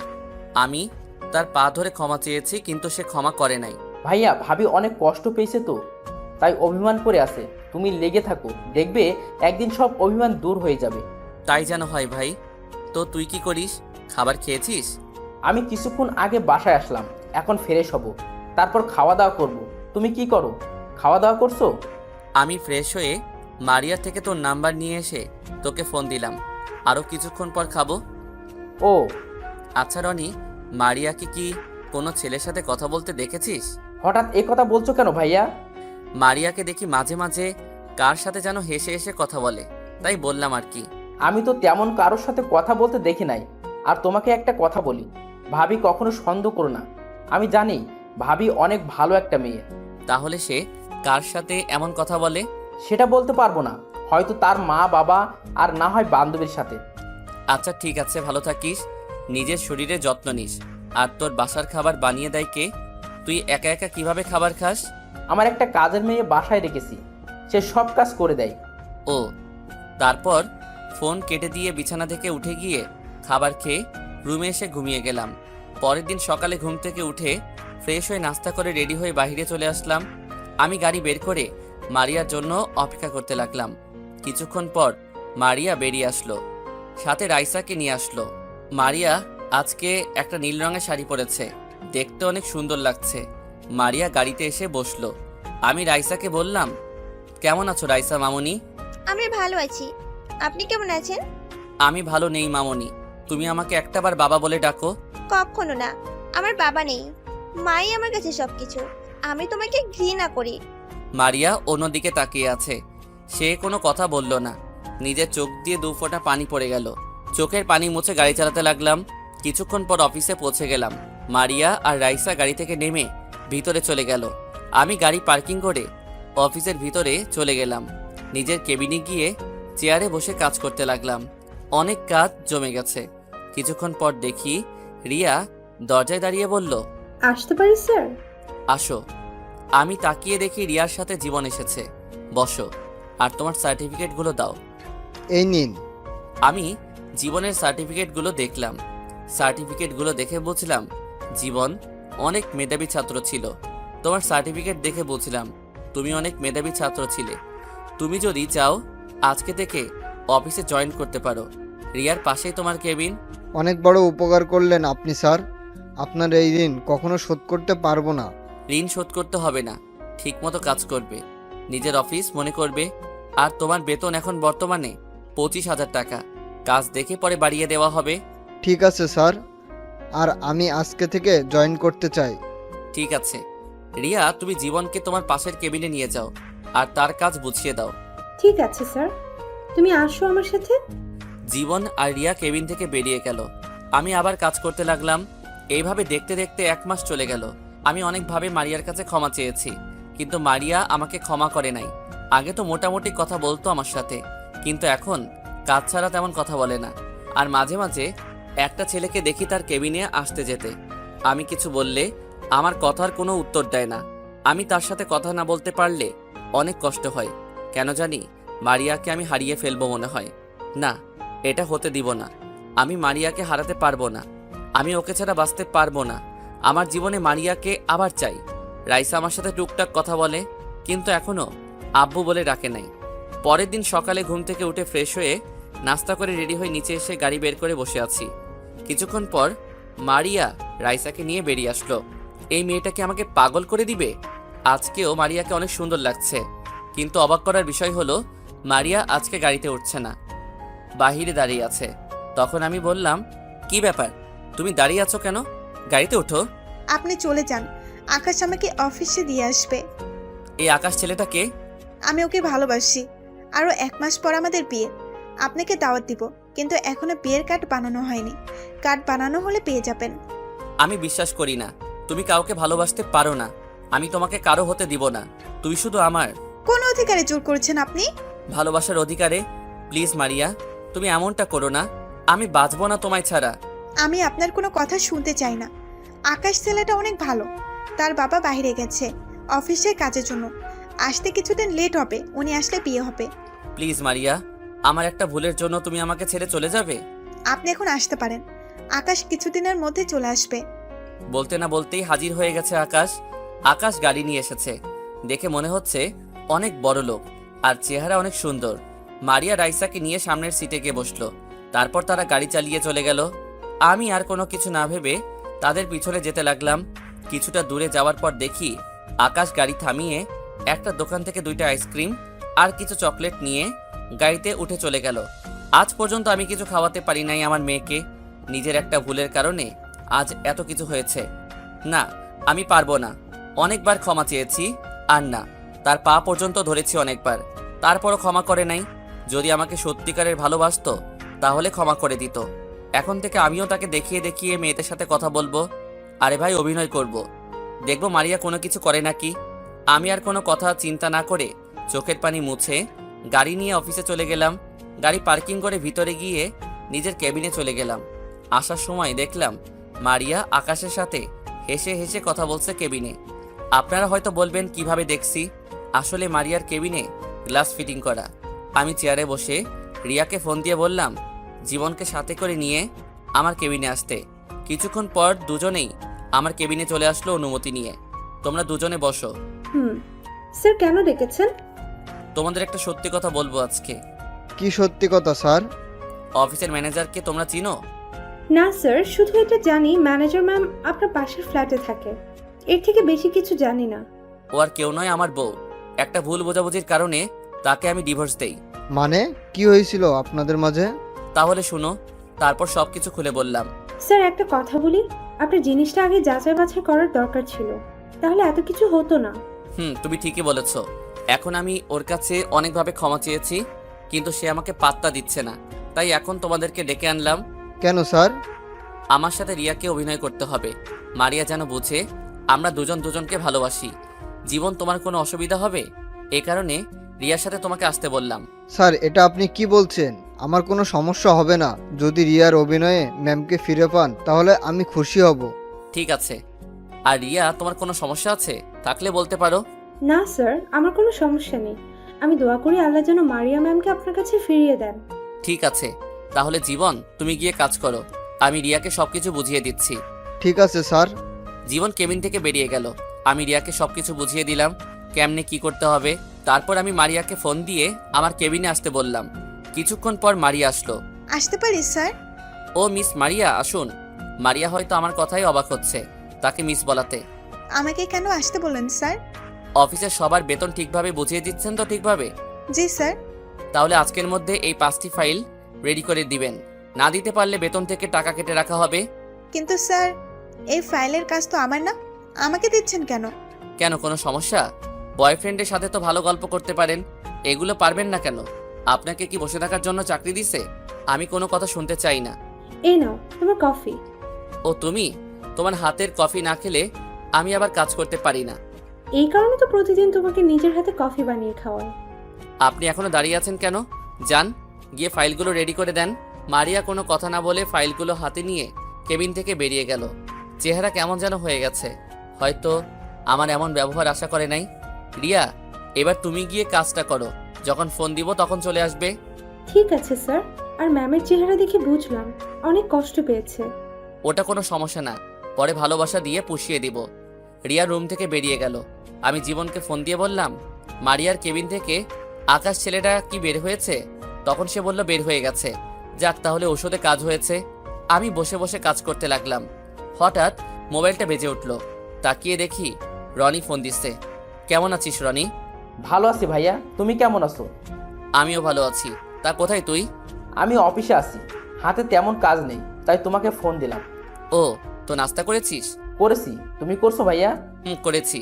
আচ্ছা রনি, মারিয়া কি তোকে কিছু বলেছে? কেন ভাইয়া? মারিয়া নাকি আকাশ নামে একটা ছেলেকে ভালোবাসে, আবার তারা নাকি বিয়ে করবে। এই ব্যাপারে তুই কিছু জানিস? আমি তো কিছুই জানি না, আমার সাথে তো ভাবি এ ব্যাপারে কথা বলে নাই। ঠিক আছে, তুই তোর অফিসের বস থেকে কিছুদিনের জন্য ছুটি নিয়ে এখানে আয়। আর আকাশ ছেলেটাকে তার সব কিছু বাহির করতে হবে। আর তুই যে এখানে আসবি তোর ভাবি যেন না জানে। এখানে এসে একটা হোটেলে উঠবি। ঠিক আছে ভাইয়া, আমি আজকে ছুটি নিয়ে কালকে সকালে রওনা দিব। ঠিক আছে, ভালো থাকিস, পরে কথা হবে। ফোনটা কেটে আবার কাজে মন দিলাম। কাজ করতে করতে দুপুরের লাঞ্চের টাইম হয়ে গেছে, তাই কেবিন থেকে বেরিয়ে আসতে মারিয়াকে দেখি এখনো বসে বসে কাজ করতে আছে। চেহারা কেমন শুকিয়ে গেছে। রাইসা চেয়ারে বসে মারিয়ার মোবাইল টিপতে আছে। কেমন যেন খারাপ লাগছে মারিয়ার চেহারার দিকে তাকিয়ে। তোমার কাছে অনেকবার ক্ষমা চেয়েছি, তারপরও তুমি ক্ষমা করো নাই, তাই বাধ্য হয়ে এরকম করেছি। তুমি অন্য ছেলের সাথে কথা বললে আমার অনেক খারাপ লাগে। তুমি জানো না আমি তোমাকে অনেক ভালোবাসি। আর কোনো কিছু চিন্তা না, ক্যান্টিনে এসে খাবার খেয়ে 2 প্যাকেট বিরিয়ানি নিয়ে আসলাম। তারপর রিয়ার কাছে আসলাম। রিয়া, তুমি এই খাবারগুলো মারিয়াকে দিয়ে আসো। না নিতে চাইলে বলবে, অফিস থেকে আজকে সবাই খাবার দিছে। ঠিক আছে স্যার। রিয়া খাবারগুলো নিয়ে মারিয়ার কেবিনে চলে গেল। আমি আমার কেবিনে এসে চেয়ারে বসে কাজ করতে লাগলাম। হঠাৎ রিয়া কেবিনে এসে এমন কিছু বলল, তা শুনে মাথা পুরো খারাপ হয়ে গেল। স্মৃতিশক্তিটা হারিয়ে গেলে ভালো হতো। পুরনো সব স্মৃতি ভুলে যেতে পারতাম। যাকে মন থেকে অনেকটা আপন ভাবা হয়, তার অবহেলা সহ্য করা সত্যি খুব কষ্টকর হয়। রিয়া খাবারগুলো নিয়ে মারিয়ার কেবিনে চলে গেল। আমি আমার কেবিনে এসে চেয়ারে বসে কাজ করতে লাগলাম। হঠাৎ রিয়া কেবিনে এসে এমন কিছু বলল, তা শুনে মাথা পুরো খারাপ হয়ে গেল। স্যার, আপনি আমার হাতে কেন খাবার দিচ্ছেন? আপনি নিজে দিয়ে আসেন না কেন? কি হয়েছে? আর তোমার গাল লাল হয়ে আছে কেন? আমি ম্যামকে খাবারগুলো দিতে ম্যাম বলল খাবে না, কিন্তু আমি একটু জোর করাতে আমার গালে একটা থাপ্পড় মেরে দিল। সরি রিয়া, আমার জন্য মারিয়া তোমাকে থাপ্পড় মারছে। আমি যদি তোমাকে খাবারগুলো নিয়ে না পাঠাতাম তাহলে এমন কিছু হতো না। প্লিজ তুমি রাগ করো না, আমি ব্যাপারটা দেখছি। প্লিজ স্যার, আপনি ম্যামকে কিছু করবেন না। হয়তো সকালের কাহিনী নিয়ে আমার উপর রেগেছিল, তাই হয়তো এমন করেছে। তুমি বলছো তাই কিছু বললাম না, তা না হলে আজকে ওকে দেখিয়ে দিতাম। ঠিক আছে স্যার, আমি তাহলে যাই, হাতে কিছু কাজ বাকি রয়ে গেছে। ঠিক আছে যাও। রিয়া কেবিন থেকে বেরিয়ে গেল। আমি বসে কাজ করতে লাগলাম। বিকেলে অফিস ছুটির পর সবাই বাহির হয়ে গেছে, কিন্তু মারিয়া এখনো বসে বসে কাজ করতে আছে। আমার মেয়েটার চেহারা কেমন যেন শুকিয়ে গেছে। আমার ভুলের জন্য মেয়েটাও আমার কথা বলে না। আমি কিছু দিলে খায় না, কিন্তু বাহিরের একটা ছেড়ে দিলে খায়। আমি আজ পর্যন্ত নিজের হাতে রাইসাকে কিছু খাওয়াতে পারি নাই। অন্য লোকের হাতে খাবার খাওয়াই, মানুষ তাকে আদর করে খাবার দিলে খায়। তাই আমি অন্য লোকের হাতে খাবার দিয়ে বললাম আমার কথা যেন বলে। আমি মারিয়াকে ফোন দিয়ে আমার কেবিনে আসতে বললাম। কিছুক্ষণ পর মারিয়া কেবিনে আসলো। মিস মারিয়া, ফাইলগুলো কোথায়? অফিস তো অনেকক্ষণ আগে শেষ হয়েছে, সবাই চলে গেছে। ফাইলগুলো দেন। স্যার, আমার শরীরটা কেমন খারাপ লাগছে, আর আজকে মাত্র 2টা রেডি করছি। আমি কথা দিচ্ছি কালকে বাকি 3টা রেডি করে দিব। মারিয়ার চেহারার দিকে তাকিয়ে দেখি চোখ মুখ লাল হয়ে আছে, আর চেহারা কেমন শুকিয়ে গেছে। মনে হয় সকাল থেকে কিছু খাইনি। তার কথা শুনে মায়া লাগলো, তাই আর কিছু বললাম না। ঠিক আছে, কালকে যেন ফাইলগুলো রেডি পাই। জি স্যার। তা আপনার বয়ফ্রেন্ড আসবে নিতে, নাকি আমার সাথে যাবেন? ও, এখন বয়ফ্রেন্ড বলে কি হবে? কিছুদিন পর তো বিয়ে হবে। যখন বিয়ে হবে তখন দেখা যাবে, আর আমি আজকে আপনার সাথে যাব। ঠিক আছে, আপনি বাহিরে অপেক্ষা করুন, আমি আসতেছি। মারিয়া কোনো কথা না বলে চলে গেল। আমি একটা কাজ করে অফিস থেকে বেরিয়ে আসলাম। কি কাজ করলাম কিছুক্ষণ পর বুঝতে পারবেন। বাহিরে এসে দেখি মারিয়া রাইসাকে কোলে নিয়ে দাঁড়িয়ে আছে। আমি গাড়ি নিয়ে তাদের সামনে গেলাম। মারিয়া কোনো কথা না বলে সামনের সিটে বসে পড়ল। রাইসা মারিয়ার কোলে ঘুমিয়ে গেছে। হঠাৎ ফোনটা বেজে উঠল। হাতে নিয়ে দেখি রিয়া ফোন দিছে। হয়তো বুঝতে পারছেন কি কাজ করে এসেছি। আমি রিয়াকে ফোন দিয়ে বললাম 5 মিনিট পর যেন আমাকে ফোন দেয়। বলো রিয়া। বাসায় গেছো নাকি এখন অফিসে আছো? না রিয়া, মাত্র বাসায় যেতেছি। তুমি কি করো? অফিস থেকে এসে ফ্রেশ হয়ে বারান্দায় বসে কফি খাচ্ছি আর তোমার সাথে কথা বলছি। আমার আর তোমার কথা তোমার আব্বু আম্মুর কাছে বলেছো? বলেছি, তারা বলেছে তোমাকে আসার জন্য। ঠিক আছে, আমি কালকে যাব অফিস শেষ করে। এতক্ষণ মারিয়া চুপ করে আমার আর রিয়ার কথা শুনছে। হয়তো বুঝতে পারছে আমি রিয়াকে ভালোবাসি, তাই বাহিরের দিকে তাকিয়ে চোখের পানি ফেলাচ্ছে। আরও কিছু কথা বলে ফোনটা রেখে দিলাম। বাসায় আসার পর মারিয়া রাইসাকে কোলে নিয়ে যাওয়ার সময় আমি বললাম, রাইসাকে আমার কোলে দাও। আমি নিতে পারবো, কারোর সাহায্য দরকার নেই বলে চলে গেল। আমি আর দাঁড়িয়ে না থেকে উপরে চলে আসলাম। তাহলে ঔষধে কাজ করতে আছে। রুমে এসে ফ্রেশ হয়ে খাওয়া দাওয়া করে ঘুমিয়ে গেলাম। হঠাৎ সকালবেলা ফোনের শব্দে ঘুমটা ভেঙে গেল। মোবাইল হাতে নিয়ে দেখি রনি ফোন দিছে। বল রনি। ভাইয়া, তুমি কি এখনো ঘুমিয়ে আসো? হুম। ঘুমের থেকে ওঠো। আর আমি গতকাল রাতে রওনা দিছি। এখন আমি তোমার বাসা থেকে কিছুটা দূরে দাঁড়িয়ে আছি। তুই আমাকে ফোন দিলি না কেন? তোমাকে ফোন দিছি অনেক, কিন্তু তুমি ফোন ধরো নাই। সরি রে, মোবাইলটা বালিশের নিচে ছিল। রাতে শোয়ার সময় বাহির করছি, কিন্তু চালাই নাই। আচ্ছা বাদ দাও, তুমি রেডি হয়ে বেরিয়ে আসো। আর আমি দেখতে আসি তোমার বাসার সামনে একটা গাড়ি দাঁড়িয়ে আছে। ওইটা কি আকাশের গাড়ি? আমি বিছানা থেকে উঠে বাহিরে তাকিয়ে দেখি আকাশ গাড়ি নিয়ে অপেক্ষা করতে আছে। এটাই আকাশের গাড়ি। ওকে, তুমি চিন্তা করো না, আমি আজকের ভিতরে সব কিছু বের করব। ঠিক আছে, আর তুই চেহারা ঠেকে রাখিস যাতে তোকে চিনতে না পারে। ওটা তোমাকে বলতে হবে না। আচ্ছা, ভাবি রাইসাকে নিয়ে বেরিয়ে এসেছে। আমি এখন তাদের গাড়ি প্রো করব, তারপর তোমাকে জানাবো। রাখি। ফোন কেটে দেওয়ার পর আমি বিছানা থেকে উঠে ফ্রেশ হয়ে নাস্তা করে বাইরে এসে গাড়ি নিয়ে অফিসে চলে গেলাম। গাড়ি পার্কিং করে ভিতরে গেলাম। নিজের কেবিনে যাওয়ার আগে মারিয়ার কেবিনের ভিতরে তাকালাম। আজকে আর আকাশ ছেলেটা নেই। আমি নিজের কেবিনে চলে আসলাম। চেয়ারে বসে কাজ করতে লাগলাম। কাজ করতে করতে দুপুরে লাঞ্চের টাইম হয়ে গেছে। তারপর কেবিন থেকে বেরিয়ে আসতে মারিয়ার কেবিনের দিকে তাকিয়ে দেখি মারিয়া রাইসাকে নিয়ে খাবার খাচ্ছে। আজকে মারিয়াকে দেখে কেমন যেন খুশি খুশি লাগছে। আমার অনেক ভালো লাগছে। মারিয়া মনমরা হয়ে থাকলে আমার কাছে অনেক খারাপ লাগে। আমি চাই মারিয়া সবসময় হাসি খুশি থাকুক। ক্যান্টিনে এসে খাবার খেয়ে নিজের কেবিনে চলে আসলাম। বসে বসে কাজ করতে লাগলাম। হঠাৎ দরজায় দাঁড়িয়ে রনি বলল, ভিতরে আসতে পারি স্যার? আরে রনি, তুই ভিতরে আয়। সব খবর নিয়ে এসেছি আকাশের। আগে কাউকে দিয়ে আমার জন্য খাবার নিয়ে আসো। দুপুরে খাবার এখনো খাইনি। আকাশের পিছনে দৌড়াতে দৌড়াতে খাবার খাওয়া হয়নি। কি বলছিস তুই? আগে বলবি না? তুই গিয়ে ফ্রেশ হয়ে আয়, আমি পিয়ন চাচাকে দিয়ে খাবার নিয়ে আসছি। রনি ওয়াশরুমে ঢুকে ফ্রেশ হয়ে আসলো। আর আমি পিয়ন চাচাকে ফোন দিয়ে বললাম ক্যান্টিন থেকে 1 প্যাকেট বিরিয়ানি নিয়ে আসতে। কিছুক্ষণ পর চাচা খাবার নিয়ে আসলো। রনি খাওয়া শুরু করলো। খাওয়া দাওয়া শেষ করে রনি বলল, মারিয়াকে কিছু বলেছে? ও কি বলবে? রাসেল ভাইকে কষ্ট দিতে গিয়ে নিজেই কষ্ট পাচ্ছে। কারণ রাসেল ভাই একটা মেয়ের সাথে হেসে হেসে কথা বলে, আর দেখে মারিয়া আরও কষ্ট পায়। রাসেল ভাইয়া তো মাত্র 1 মাস কষ্ট সহ্য করতে পারে নাই, আর মারিয়া যে 5টা বছর অনেক কষ্টে কাটিয়েছে শুধু ওনাকে ফিরে পাওয়ার জন্য। মারিয়ার চোখে পানি দেখলে নিজের থেকে অনেক খারাপ লাগে। মেয়েটা অনেক কষ্ট পেয়েছে। দোয়া করি মারিয়া যেন তাড়াতাড়ি রাসেলকে আপন করে নিতে পারে। রাসেল তো মনে করেছে মারিয়া তোমাকে ভালোবাসে, কিন্তু সে এটা জানে না মারিয়া তাকে কষ্ট দেওয়ার জন্য তোমার সাথে অভিনয় করছে। তুমি ঠিক বলছো বিধি। রাসেল হয়তো জানে না আমি মারিয়ার বান্ধবীর বয়ফ্রেন্ড, মানে তোমার বয়ফ্রেন্ড। ঠিকই বলেছো। এই ছিল তাদের মধ্যে কথা।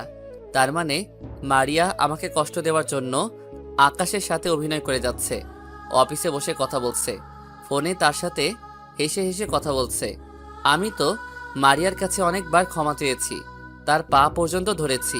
ভাবি তোমাকে বোঝাতে চাইছে কষ্ট জিনিসটা কেমন। ভাবি তো 5টি বছর কষ্ট পেয়ে এসেছে। ওর সব কষ্ট এখন থেকে আমি মাথা পেতে নিব। ঠিক আছে, আমি ভাবির কাছে গেলাম। রাইসাকে দেখি না, অনেক দিন হয়েছে। ঠিক আছে যা। রনি কেবিন থেকে বেরিয়ে গেল। আমি কাজে মন দিলাম। আর ওইদিকে রনি মারিয়ার কেবিনের দরজায় দাঁড়িয়ে বলল, আসতে পারি ম্যাম? আরে রনি, তুমি ভেতরে আসো। রনি ভিতরে ঢুকে রাইসাকে কোলে নিয়ে বলল, আমার চাচ্চুটা কেমন আছে? তুমি অনেক পচা চাচ্চু, আমাকে তুমি দেখতে আসো না, তোমার সাথে কথা বলবো না। চাচ্চু অফিসে অনেক কাজ, তাই আসতে পারি না। প্লিজ তুমি রাগ করো না। এই দেখো তোমার জন্য কতগুলো চকলেট এনেছি। সত্যি চাচ্চু? চাচ্চু। তা হঠাৎ করে আসলে যে? আমাকে তো বলনি তুমি আসবে। সারপ্রাইজ দিব বলে বলি নাই, আর রাইসাকে দেখতে ইচ্ছা করছিল তাই আসলাম। তা তোমার অফিসের কাজ কেমন চলছে? অনেক ভালো। আচ্ছা ভাবি, একটা কথা শুনেছি, কথাটা কি সত্য নাকি? কি কথা শুনেছো? ভাইয়ার কাছে শুনলাম তুমি নাকি আকাশ নামে একটা ছেলেকে ভালোবাসো, আরো 1 মাস পর নাকি বিয়ে করবে তাকে। মারিয়া রনির কথা শুনে হাসতে লাগলো। তখন রনি আবার বলল, ভাবি তুমি হাসছো যে? তোমার কথা শুনে না হেসে পারলাম না। মানে বুঝলাম না। তাহলে শোনো, আমি রাসেলকে কষ্ট দেওয়ার জন্য এই কথা বলেছি। আকাশ হলো আমার বান্ধবী তিথির বয়ফ্রেন্ড। আমি তাদের সাথে কথা বলে এরকম প্ল্যান করি। তুমি ভাবলে কি করে রাসেলকে ছাড়া আমি অন্য কাউকে ভালোবাসবো? রাসেল আমার এখনো পুরো হৃদয় জুড়ে আছে, আমি তাকে কখনোই ভুলতে পারবো না। ভাইয়া তো সত্যি মনে করেছে, তাই আমাকে ঢাকা থেকে ফোন করে নিয়ে আসলো আর আকাশকে তার সব খবর বাইর করতে। সকাল থেকে দুপুর পর্যন্ত আকাশের পিছনে যেতে সব কিছু জানতে পারলাম, তাই তোমার কাছে আবার শুনতে চাইলাম। তারপর মারিয়া যেটা বলল আমি তো অবাক হয়ে গেলাম। তাহলে রিয়া ছোট্ট একটা ভুলের কারণে যে অজুহাত দেখিয়ে চলে যায়, সে কখনো পাশে থাকার যোগ্য নয়। মিথ্যা আশ্বাস দিয়ে কাউকে সাময়িক আনন্দ দেওয়ার চেয়ে সত্য বলে কষ্ট দেওয়া অনেক ভালো। তারপর মারিয়া যেটা বলল আমি তো অবাক হয়ে গেলাম। তার মানে রিয়া সবকিছু বলে দিছে। আর আমি এটাও জানি রিয়া রাসেলের সাথে অভিনয় করছে আমাকে দেখানোর জন্য। রিয়া সকালে অফিসে আসার পর আমাকে সবকিছু খুলে বলেছে। তাহলে তুমি ভাইয়াকে মেনে নিচ্ছ না কেন? ভাইয়া তো তোমার কাছে ক্ষমা চেয়েছে, সে নিজের ভুল বুঝতে পেরেছে। তাকে এত তাড়াতাড়ি ক্ষমা করে দিই কিভাবে? আমি অনেক কষ্ট পেয়েছি, তাই তাকে ক্ষমা করি নাই। কিন্তু তাকে কষ্ট দিয়ে নিজেও কষ্ট পাই, তাই কিছুদিনের মধ্যে আপন করে নিব। কিছুদিন কেন? সেটা সময় হলে জানতে পারবে। আমি বুঝি না তোমার ভিতরে কি চলছে, শুধু একটুই বলবো ভাইয়াকে আপন করে নাও। আমি জানি তুমি ভাইয়াকে ডিভোর্স দাওনি, তোমার কথা রাখতে এখন আমি ভাইয়াকে কিছু বলি নাই। তুমি কি করে ভাবলে আমি রাসেলকে ডিভোর্স দিব? আমি ওকে আমার জীবনের চেয়েও অনেক ভালোবাসি। ঠিক আছে, তাহলে আমি চলে যাই, দরকার হলে ফোন দিও।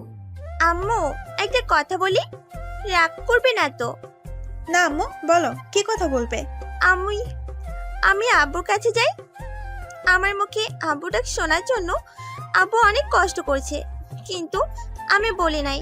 প্লিজ আম্মু, আব্বুর জন্য আমার অনেক খারাপ লাগে। মারিয়া মেয়ের কথা শুনে কান্না করে দিল। মাত্র বছরের মেয়ের এমন কথা শুনে মারিয়া আর মানা করতে পারে নাই। ঠিক আছে মা, তুমি তোমার আব্বুর কাছে যাও। রাইসা আর 1 মিনিট দেরি করলো না, সাথে সাথে দৌড়ে আমার রুমে চলে আসলো। রনি মারিয়ার থেকে বিদায় নিয়ে চলে গেছে। হঠাৎ আমি রাইসাকে আমার কেবিনে দেখে অবাক হয়ে গেলাম। রাইসা কখনো আমার কেবিনে নিজে থেকে আসে নাই। রাইসা এসে আমাকে জড়িয়ে ধরলো। আব্বু, আমাকে তুমি ক্ষমা করে দাও। আমি জানি তুমি অনেক কষ্ট পেয়েছো। আমি আর তোমার থেকে দূরে থাকবো না, আমি সব সময় তোমার সাথেই থাকবো। আমি রাইসাকে জড়িয়ে ধরে পুরো মুখে চুমু দিতে লাগলাম। নিজের চোখ দিয়ে 2 ফোঁটা পানি পড়ে গেল। এটা কষ্টের পানি না, খুশির পানি। আমার মেয়ে আমাকে আব্বু বলে ডেকেছে। এভাবে আরো কিছুদিন চলে গেল। এখন মারিয়া আমার সাথে অফিসে আসে এবং বাসায় যায়, কিন্তু কারণ ছাড়া কোনো কথা বলে না। রাইসা এখন আমার কাছে থাকে অফিসে, এটাতে মারিয়া কিছু বলে না। মাঝে মাঝে দেখি মারিয়া আমার আর রাইসার দুষ্টুমি দেখে মুচকি মুচকি হাসে। এখন দেখি মারিয়া সব সময় হাসি খুশি থাকে অফিসে। একদিন অফিসে বসে কাজ করতে আসছি, হঠাৎ মারিয়া আমার কেবিনের সামনে এসে বলল, ভিতরে আসতে পারি স্যার? তোমার আসতে অনুমতি লাগবে না, ভিতরে আসো। তা কি করে হয়? আপনি বর্তমানে অফিসের বস, নিয়ম তো মেনে চলতে হবে। সবার জন্য নিয়ম থাকলেও তোমার জন্য নেই, তুমি যেন সময় আসতে পারো। যাক ও কথা, যে জন্য এসেছি। এই নিন কার্ড, কালকে আমার বাসায় আপনার দাওয়াত। কিসের দাওয়াত? আমার বিয়ের দাওয়াত। মারিয়ার মুখে বিয়ের কথা শুনে মনটা খারাপ হয়ে গেল। তখন মারিয়া বলল, আপনি কালকে চলে আসবেন, রাতে কাজে ডেকে বিয়ে হবে। মারিয়া আমাকে কি আবার আপন করে নেওয়া যায় না? আমি তো নিজের ভুল বুঝতে পেরেছি, তোমার পা পর্যন্ত ধরেছি। আমি গেলাম, আমার হাতে কাজ আছে। আর একটা কথা, কালকে যদি অফিসটা বন্ধ দিতেন তাহলে অনেক ভালো হতো, সবাইকে দাওয়াত দিতে পারতাম। ঠিক আছে, তুমি সবাইকে বলে দিও। মারিয়া আর কোনো কথা না বলে কেবিন থেকে বেরিয়ে গেল। কথাটা বলতে অনেক কষ্ট হয়েছে। মারিয়া যদি কালকে বিয়ে করে তাহলে আমিও এই দুনিয়া ছেড়ে চলে যাব। রাইসা এতক্ষণ আমার কোলে ছিল। আপু, তুমি কান্না করছো কেন? তুমি কান্না করো না, তুমি কান্না করলে আমার অনেক খারাপ লাগে। তোমার আম্মু আমাকে ছেড়ে অন্য কাউকে বিয়ে করবে, আমি কান্না না করে পারি আম্মু? তুমি কান্না করো না, দেখবে সবকিছু ঠিক হয়ে যাবে। কি ঠিক হবে আম্মু? তোমার আম্মু তো বলেছে কালকে বিয়ে করবে। বিয়ে করবে বলেছে, কিন্তু এখনো তো করে নাই। কালকে আগে আসুক, তারপর দেখা যাবে। দেখি কি হয়। বিকেলে অফিসের কাজ শেষ করে গাড়ি নিয়ে আমি আর রাইসা বসে আছি। কিছুক্ষণ পর দেখি মারিয়া বেরিয়ে আসলো। দেখে মনে হচ্ছে অনেক খুশি, কিন্তু আমার বুকটা ফেটে যাচ্ছে। মারিয়া আমাকে ছেড়ে অন্য ছেলেকে বিয়ে করবে। আপনাদের একটা কথা বলতে ভুলে গেছি, মারিয়া আমাকে যে কার্ডটা দিছে আমি ওটা এখনো খুলে দেখি নাই, কারণ মারিয়ার কথা শুনে দুনিয়া অন্ধকার হয়ে গেছে। মারিয়া সামনের সিটে এসে বসলো। রাইসা আমার কোলে বসে আছে। আমি গাড়ি চালাতে লাগলাম। মারিয়াকে বলতে ইচ্ছে করছে, প্লিজ মারিয়া, তুমি বিয়েটা করো না। আমি তোমাকে অনেক ভালোবাসি। আমি তোমাকে ছাড়া বাঁচতে পারবো না। কিন্তু মারিয়া আমার কথা শুনবে না। মারিয়া কাকে বিয়ে করছে, ছেলেটা কে তা আমি জানি না। কিছুক্ষণ পর বাসায় এসে পৌঁছে গেলাম। মারিয়া রাইসাকে আমার কোল থেকে নিয়ে চলে গেল। আমি গাড়ি পার্কিং করে নিজের রুমে চলে আসলাম। রুমে এসে বিছানায় শুয়ে চোখের পানি ফেলতে লাগলাম। হঠাৎ রনির কথা মনে হলো, তাই রনিকে ফোন দিলাম। কিন্তু অবাক করার বিষয় হলো রনির মোবাইল বন্ধ। বিপদের সময় রনির মোবাইলও বন্ধ। কোনো রকম রাতটা না খেয়ে পার করলাম। সকালে ঘুম থেকে উঠে ফ্রেশ হয়ে বাহিরে চলে আসলাম। সারাদিন বাহিরে কাটিয়ে বাসায় আসলাম। বাসার সামনে আসার পর দেখি পুরো বাসাটা সাজিয়ে রেখেছে। আমি ভিতরে ঢুকে নিজের রুমে চলে আসলাম। রুমে এসে বিছানায় শুয়ে পড়লাম। সারাদিন কিছু খাইনি। হঠাৎ দরজায় কে যেন ধাক্কাতে লাগলো। আমি ভিতর থেকে বললাম, কে? আব্বু, আমি রাইসা, দরজা খুলো। রাইসার কথা শুনে বিছানা থেকে উঠে দরজা খুলে দিলাম। রাইসার দিকে তাকিয়ে দেখি তাকে অনেক সুন্দর করে সাজিয়ে দিছে। আব্বু, তুমি এখনো রেডি হও নাই? কিছুক্ষণ পরেই অনুষ্ঠান শুরু হয়ে যাবে, সবাই চলে এসেছে। আমার ভালো লাগছে না আম্মু, তুমি যাও। তোমার জন্য একটা সারপ্রাইজ আছে, তাড়াতাড়ি রেডি হয়ে আসো। কি সারপ্রাইজ আম্মু? আগে তুমি রেডি হয়ে আসো। কান্না করতে করতে পুরো মুখটা ফুলিয়ে ফেলেছে। কি করব বলো আম্মু? তোমার আম্মু আমাকে ছেড়ে অন্য ছেলেকে বিয়ে করতেছে। আমি নিজের চোখে তোমার আম্মুর বিয়ে কিভাবে দেখব? আগে তুমি রেডি হয়ে আসো, আমি তোমার জন্য অপেক্ষা করতেছি। কালকে থেকে তো অনেক কষ্টে চোখের পানি ঝরছে, আজকে খুশিতে চলবে। যাও, তাড়াতাড়ি রেডি হয়ে আসো। আমি রাইসার কথা শুনে ভাবনায় পড়ে গেলাম। খুশিতে চোখের পানি ঝরবে মানে? যদি মারিয়া অন্য ছেলেকে বিয়ে করে তাহলে আমি নিজেকে শেষ করে দিব। তারপর ওয়াশরুমে গিয়ে ফ্রেশ হয়ে রেডি হয়ে রাইসার সাথে মারিয়ার বাসায় গেলাম। ভিতরে ঢুকে দেখি অফিসে সবাই এসেছে। আমাকে দেখে সবাই সালাম দিল। হঠাৎ একজনকে দেখে অবাক হয়ে গেলাম। রনি এখানে, তাকে ফোন দিলাম কিন্তু ফোন বন্ধ ছিল। ও আসবে আমাকে তো বলল না। রনিকে দেখে মনে হচ্ছে অনেক খুশি, কিন্তু আমার বুকটা ফেটে যাচ্ছে। রনি আমাকে দেখে সামনে আসলো। ভাইয়া, তোমার আসতে এত দেরি কেন? আগে বল, তোর মোবাইল বন্ধ কেন? ভাবি বলেছে মোবাইল বন্ধ করে রাখতে। কেন? সেটা কিছুক্ষণ পর বুঝতে পারবে। আসো আমার সাথে। কোথায় যাব আমি? গেলেই বুঝতে পারবে। আমি আর কোনো কথা না বলে রনির সাথে যেতে লাগলাম। রনি আমাকে একটা রুমে নিয়ে গেল। রুমের ভিতরে ঢুকে দেখি মারিয়া। রনি আমাকে রেখে চলে গেল। মারিয়া আগে গিয়ে দরজা বন্ধ করে আসলো। তারপর মারিয়া যেটা করলো তার জন্য মোটেও প্রস্তুত ছিলাম না। কি ভাবছেন, খারাপ কিছু? আরে না। মারিয়া আমাকে জড়িয়ে ধরে কান্না করে দিল। এই মারিয়া, তুমি কান্না করছো কেন? আমাকে তুমি ক্ষমা করে দাও, তোমাকে অনেক কষ্ট দিয়েছি। আমি তোমাকে কষ্ট দিতে চাইনি, কিন্তু অভিমান ছিল তোমার উপর। তাই তুমি এতবার ক্ষমা চাবার পরও ক্ষমা করি নাই। আমি জানি তোমার অনেক কষ্ট হয়েছে। প্লিজ তুমি আমাকে ক্ষমা করে দাও। কথা দিচ্ছি আমি তোমাকে আর কখনো কষ্ট দিব না। সারা জীবন তোমার বুকে থাকবো, কখনো কষ্ট দিব না। তুমি আমাকে ক্ষমা করে দাও। আমার নিজের ভুলের জন্য আজ এত কিছু হয়েছে। আমি যদি জিনিসটা যাচাই বাছাই করতাম তাহলে এত কিছু হতো না। তুমি তো মাত্র 2 মাস কষ্ট দিছো, আর তুমি আমার জন্য 5টি বছর কষ্ট পেয়েছো। 2 মাস কষ্ট পেয়ে বুঝেছি আপন কেউ দূরে গেলে কতটা কষ্ট পেতে হয়। তুমি আমাকে ক্ষমা করে দাও। আমি আর কখনো তোমাকে ভুল বুঝবো না। আমাকে আরেকটি সুযোগ দাও, দেখবে ভালোবাসা দিয়ে সব কষ্ট দূর করে দিব। তোমাকে আমি আবার কি সুযোগ দিব? তুমি তো এখন আমার স্বামী। মানে? তুমি তো বলেছিলে আমাকে ডিভোর্স দিছো, এখন আমি আবার তোমার স্বামী হলাম কেমন করে? আরে পাগল, আমি তো ডিভোর্স পেপারে সই করি নাই। তুমি আমাকে ছেড়ে চলে আসার পর আমি ডিভোর্স লেটার ছিঁড়ে ফেলেছি। তার মানে তুমি এখনো আমার স্ত্রী? হুম। তাহলে বললে যে আজকে তোমার বিয়ে। আরে হাদারাম, তুমি একটাবার কার্ডটা খুলে দেখেছো? তোমাকে কার্ডটা দেবার পর তুমি যখন বলেছো কিসের কার্ড, তখন মাথায় একটা বুদ্ধি আসলো, তাই বললাম বিয়ের কার্ড। তখন তোমার মুখটা দেখার মতো ছিল, পরে ভাবলাম আজকে তা পুষিয়ে দেব। তাহলে আমাকে কিসের দাওয়াত দিলে? তোমার মনে আছে আজকে কত তারিখ? আজকে তো 22 তারিখ। কেন বলো তো? তুমি ভালো করে মনে করতে থাকো, আজকে এইটা কিসের দিন। আমি তখন চিন্তায় পড়ে গেলাম, কিসের দিন হতে পারে, মনে পড়ছে না। তখন মারিয়া আবার বলল, আরে আজকে তোমার জন্মদিন। তুমি দেখি তোমার জন্মদিনের কথা ভুলে গেছো। আমি কখনো ভুলি নাই, প্রতি বছর তোমার জন্মদিন পালন করতাম তোমাকে ছাড়া। তাই আজকে ছোট্ট করে একটা অনুষ্ঠান করলাম। তোমার অফিসের সবাইকে দাওয়াত দিলাম। আমি সাথে সাথেই মারিয়াকে জড়িয়ে ধরে কান্না করে দিলাম। মেয়েটা আমাকে এত ভালোবাসে, আমি কি করে পারলাম ওকে ডিভোর্স দিতে? এখন নিজেকে নিজেই শেষ করে দিতে ইচ্ছে করছে। আর কান্না করতে হবে না, চলো সবাই বাইরে তোমার জন্য অপেক্ষা করতে আসছে। আমি চোখের পানি মুছে মারিয়ার সাথে রুম থেকে বেরিয়ে সবার সামনে গেলাম। আমি তাকিয়ে দেখি রিয়া, জীবন তারাও এসেছে। আরও দুজনকে দেখলাম, তারা আর কেউ নয়, আকাশ আর বিথি। মারিয়া আমায় ধরে কেকের সামনে নিয়ে গেল। রাইসা আমার আর মারিয়ার মাঝখানে দাঁড়িয়েছে, রনি আমার পাশে, আর আকাশ আর বিথি মারিয়ার সাথে দাঁড়িয়ে। তারপর আমি কেক কাটলাম, সবাই আমাকে উইশ করলো। আমি প্রথমে রাইসাকে খাইয়ে দিলাম, তারপর রনিকে খাইয়ে দিলাম, তারপর আরও অনেককে খাইয়ে দিলাম। সবাই মজা করতে আসে। রাইসা আমার কোলে বসে আছে, মারিয়া আমার ঘাড়ে মাথা দিয়ে সবার নাচ গান উপভোগ করতে আসে।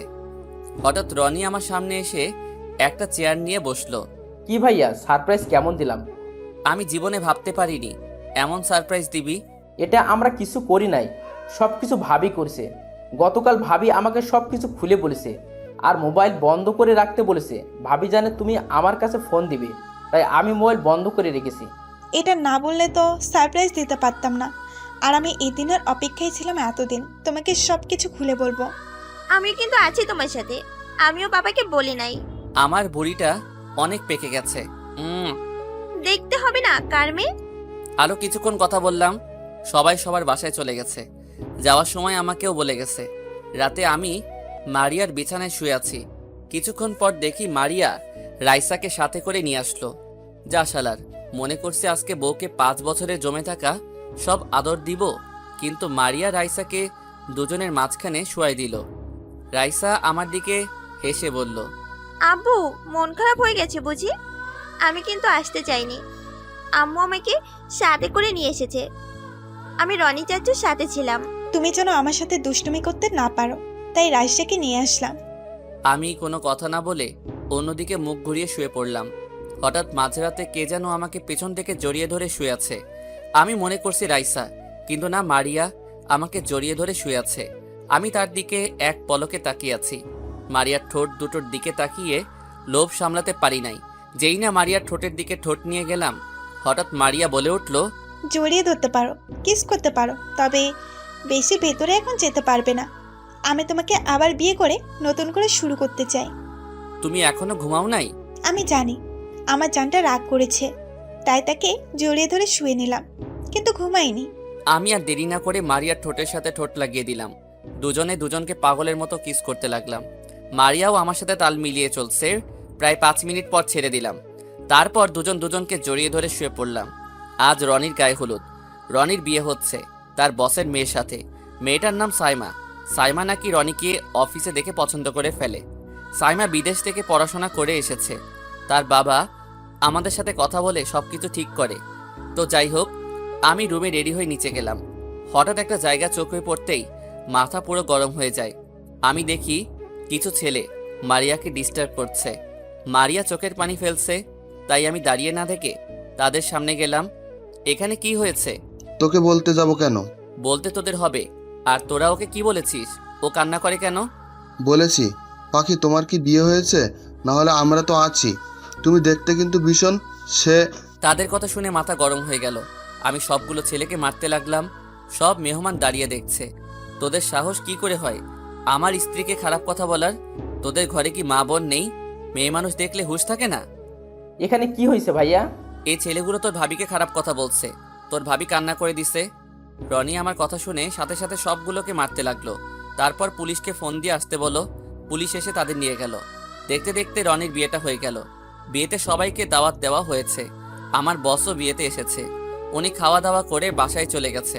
রাতে আবার কাজী ডেকে এনে আমার আর মারিয়ার বিয়ে দেওয়া হলো। আবার রনির বউ রনির বাসর ঘরে বসে আছে, আমার বউ আমার বাসর ঘরে বসে আছে। তারপর রনি চলে গেল তার রুমে। আমি চলে আসলাম আমার রুমে। রাইসাকে তার নানা নানির সাথে রেখেছে। আমি রুমে ঢুকে দরজা লাগিয়ে বিছানার দিকে যেতে লাগলাম। মারিয়া আমাকে দেখে নিচে এসে পা ধরে সালাম করতে এলে আমি তাকে বুকে জড়িয়ে ধরি। তারপর 2 রাকাত নফল নামাজ আদায় করে বিছানায় গিয়ে বসলাম। মারিয়া ঘোমটা দিয়ে বসে আছে। আমি মারিয়ার ঘোমটা সরিয়ে দেখি মারিয়াকে অনেক সুন্দর লাগছে। আজকে তোমার যা কিছু করতে মন চাই করো, আমি তোমাকে বাধা দিব না। তুমি বাধা দিলেও আমি আজকে তোমার সাথে ওটা করব। কোনটা করবে? তুমি বুঝো না? না বললে বুঝবো কেমন করে? প্রথম বাসরের সময় কি করছি মনে নেই? আজকে সেটাই করব। তো করো, তোমাকে বাধা দিচ্ছে কে? কিন্তু আমার পাঠক পাঠিকারা তাকিয়ে আছে তাদের সামনে কিভাবে করব? আমার বুঝি লজ্জা লাগে না? তাহলে যাও, লাইট অফ করে দিয়ে আসো।